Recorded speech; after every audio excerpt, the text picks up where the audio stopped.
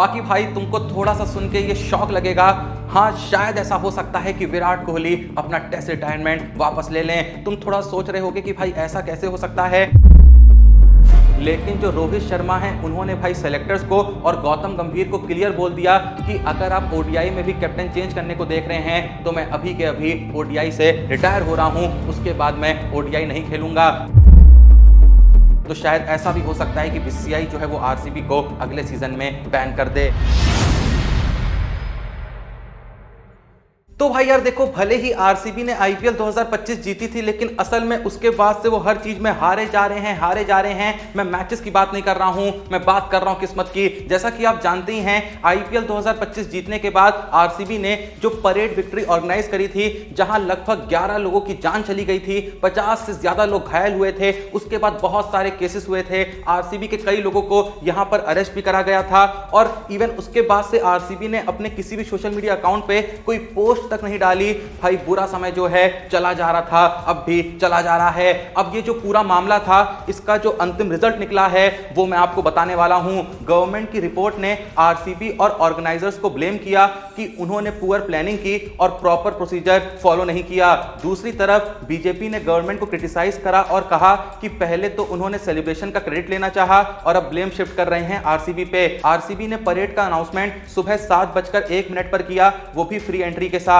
उसके बाद 8:55 पर विराट कोहली का एक वीडियो आया जो रिपोर्टेडली टर्नआउट को और ज्यादा एम्पलीफाई कर गया, यानी और ज्यादा लोग वहां पर आ गए, खासकर जब विराट कोहली ने इंडिविजुअली ये पोस्ट किया कि भैया परेड विक्ट्री होने वाली है, फ्री एंट्री है, आ जाओ। उसके बाद ये लिखा हुआ है यहां पर कि क्राउड कंट्रोल की प्लानिंग बहुत ही लेट हुई, जब तक हजारों लोग इकट्ठा हो चुके थे। तब दोपहर में 3:14 पर लिमिटेड पास सिस्टम अनाउंस किया गया, पर तब तक काफी देर हो चुकी थी। यानी जब भीड़ बहुत ज्यादा हो गई तब कह दिया गया कि भाई पास सिस्टम है, लिमिटेड लोग ही आ सकते हैं, लेकिन ऑलरेडी लाखों करोड़ों लोग वहां पर इकट्ठे हो गए थे। कर्नाटका गवर्नमेंट ने हाईकोर्ट को बताया कि आरसीबी ने विक्ट्री परेड बिना किसी ऑफिशियल परमिशन के ऑर्गेनाइज करा और इसी वजह से डेडली स्टैम्पेड हो गया। इवेंट के लिए बस पुलिस को इन्फॉर्म किया गया था, लेकिन फॉर्मली कोई भी क्लियरेंस नहीं लिया गया था। इसी वजह से गवर्नमेंट ने आरसीबी को स्टैम्पेड के लिए जिम्मेदार ठहरा दिया और कोहली के सोशल मीडिया पोस्ट और ओवरऑल परेड मिसमैनेजमेंट को भी ब्लेम किया।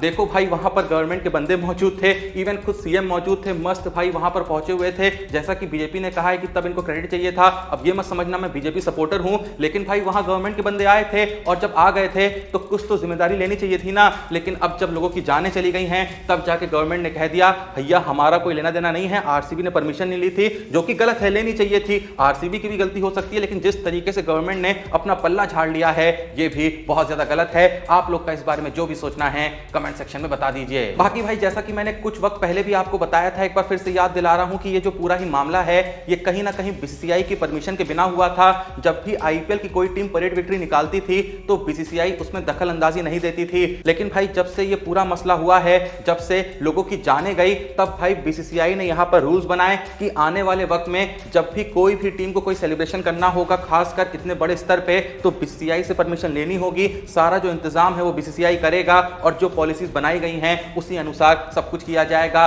खबर यह भी आ रही है कि अगर भाई ये मामला बहुत आगे जाता है, अगर सच में कोर्ट यहां पर कोई बहुत ही बड़ा यहां पर डिसीजन देता है, कोई बहुत बड़ा जजमेंट देता है, तो शायद ऐसा भी हो सकता है कि बीसीसीआई जो है वो आरसीबी को अगले सीजन में बैन कर दे। आप लोग का इस बारे में जो भी सोचना है जल्दी से कमेंट सेक्शन में बता दीजिए। अब इससे आगे बढ़े तो भाई कल के दिन एक और बहुत बड़ी अपडेट सामने आती है, जिसे सुनने के बाद सच में आप चौंक जाएंगे। जैसा कि कुछ वक्त पहले खबर सामने आई थी कि ओडीआई में भी शुभमन गिल यहां पर इंडियन टीम की कैप्टनसी कर सकते हैं। गौतम गंभीर जो हैं वो चाहते हैं कि वर्ल्ड कप 2027 के लिए इंडियन टीम के कैप्टन जो हैं वो रोहित शर्मा ना रहें, शुभमन गिल रहें, और शुभमन गिल को देखते हुए ही वर्ल्ड कप 2027 की तैयारी की जाए। लेकिन उसके बाद जो राजीव शुक्ला है उन्होंने क्लियर कर दिया था ऐसा कुछ नहीं होने वाला है, ये सब फालतू की बातें हैं। कोहली और रोहित जो है ओडीआई में खेलते रहेंगे और रोहित शर्मा ही ओडीआई की कैप्टनसी करते रहेंगे। लेकिन कल के दिन एक और बहुत बड़ा खुलासा होता है कि गौतम गंभीर हो गए और साथ में जो सेलेक्टर्स हैं वो पहुंचे थे बीसीसीआई के पास ये कहने कि गिल को आप ओडीआई में कैप्टन बना दीजिए,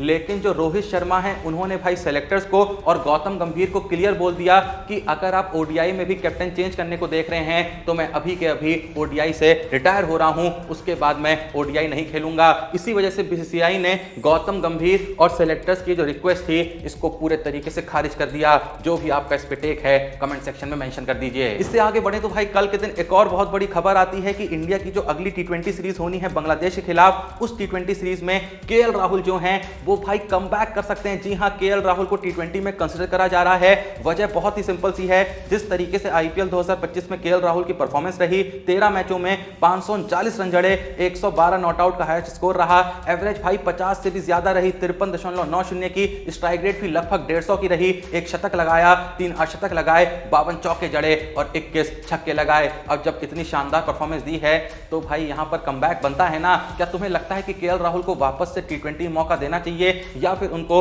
ओडीआई और टेस्ट का ही प्लेयर रहने देना चाहिए? जो भी तुम सोचते हो कमेंट सेक्शन में वो भी बता दो। बाकी भाई तुमको थोड़ा सा सुन के ये शॉक लगेगा, हाँ शायद ऐसा हो सकता है कि विराट कोहली अपना टेस्ट रिटायरमेंट वापस ले लें। तुम थोड़ा सोच रहे होगे कि भाई ऐसा कैसे हो सकता है, भाई तुम्हें क्या लगता है, फर्क नहीं पड़ता। लेकिन 1983 world cup winner Madan Lal ने कल के दिन कहा कि विराट कोहली को इस बारे में सोचना चाहिए, उनको यहां पर यूटर्न मारना चाहिए टेस्ट रिटायरमेंट से और वापस से टेस्ट क्रिकेट खेलने की सोचनी चाहिए, क्योंकि अब भी उनके अंदर काफी टेस्ट क्रिकेट बाकी है और वो सच में अब भी इंडिया की टेस्ट टीम के लिए काफी कंट्रीब्यूट कर सकते हैं। क्या यहां पर विराट कोहली मदन लाल की इस रिक्वेस्ट को मानेंगे? मुझे तो नहीं लगता है। अब रिटायर हो चुके हैं तो भाई उनकी एक इमेज है, उनका एक ऑरा है, उनका एक ब्रांड है, इस तरीके से रिटायर होकर वापस आएंगे तो थोड़ी सी सुननी पड़ती है। तुम्हें लगता है कि विराट कोहली वापस आएंगे? अगर तुम्हें लगता है तो कमेंट सेक्शन में बता दो। बाकी भाई कल के दिन रविचंद्रन अश्विन अपने यूट्यूब चैनल पे एक वीडियो अपलोड करते हैं जहां वो बड़ी ही अजीबोगरीब बात कहते हैं। वो कहते हैं कि भारत और इंग्लैंड के बीच जब तीसरा टेस्ट मैच खेला जा रहा था, जडेजा और सिराज साथ में बैटिंग कर रहे थे,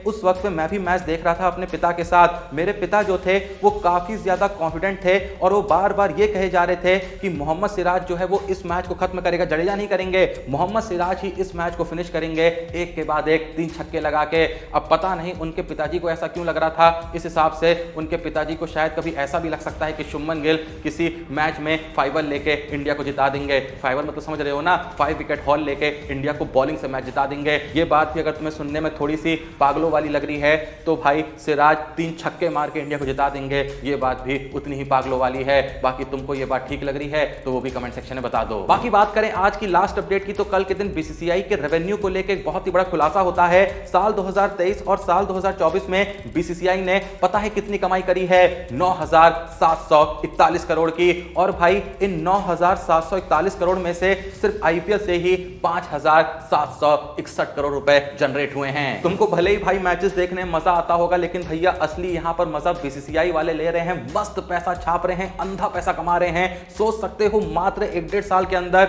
9,741 करोड़ कमाए हैं और सिर्फ भाई आईपीएल से ही 5,761 करोड़। इसका भाई 0.00001% में किसी को मिल जाए ना, 7 पुश्ते उसकी बैठ के खाएंगे। बाकी बस भाई आज के लिए इतना ही। बस जाते जाते ये बता दो कि किस किस को लगता है कि सच में केएल राहुल को यहां पर टी20 का कमबैक करने देना चाहिए, उनको वापस से टी20 में कंसीडर करना चाहिए, उन पे वापस से भरोसा टिकाना चाहिए। ऑनेस्ट सोच तुम्हारी जो भी है कमेंट सेक्शन में दे दो। बाकी वीडियो को लाइक करो, चैनल को सब्सक्राइब करो। मिलते हैं नेक्स्ट वीडियो में, तब तक के लिए जय हिंद, धन्यवाद।